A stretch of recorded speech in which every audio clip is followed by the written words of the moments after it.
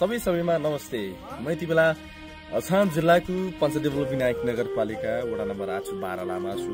म जन्मेको, म हुर्केको, म खेलेको ठाउँमा छु। यति बेला बेलुकाको करिब 6 बजेको छ। यो समयमा म यो दृश्य तपाईलाई देखाइरहेको छु। यतापट्टि जुन पारिपट्टि देखिने यसलाई जुन भन्नु त पारिपट्टि देखिने यो हाम्रो पुलेतला र माथिपट्टि देखिने हाम्रो पुलेतलाको स्कुल हो भने पारिपट्टि देखिने जुन माथि अग्लो डाँडा हाम्रो साचुला देवी माईको डाँडा हो भने यतापट्टि हाम्रो विनायकको डाँडा पनि देखिरहेका छौँ।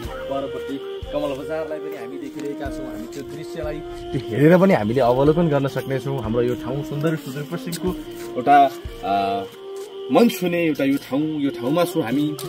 र यतापट्टि हामी अछाम जिल्लाको एकदमै पुरानो स्कुल जुन मालिका माध्यमिक विद्यालय हामी त्यो प्राङ्गणलाई पनि देखाउँछु। र पारिपट्टि देखिने त्यो डाँडा जुन हाम्रो 8 नगरपालिकाको वार्ड नम्बर 6 भन्ने ठाउँ हो त्यो।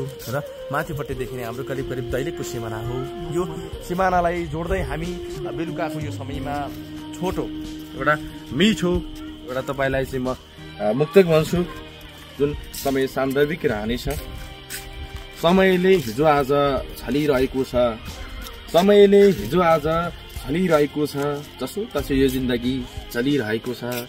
सोध्नेलाई खै के भनौ र म हिजो आज, सोध्नेलाई खै के भनौ र म हिजो आज, दिनै यो जिन्दगी ढलिरहेको छ। समयले हिजो आज छलिरहेको छ, जसो तसो यो जिन्दगी चलिरहेको छ। धेरै धन्यवाद दिन चाहन्छु। मेरो भिडियोलाई हेरेर लाइक, सब्सक्राइब, कमेन्ट गरेर साथ दिनुहुनेछ भन्ने पनि मैले पूर्ण रूपमा आशा बोकेको छु। धन्यवाद।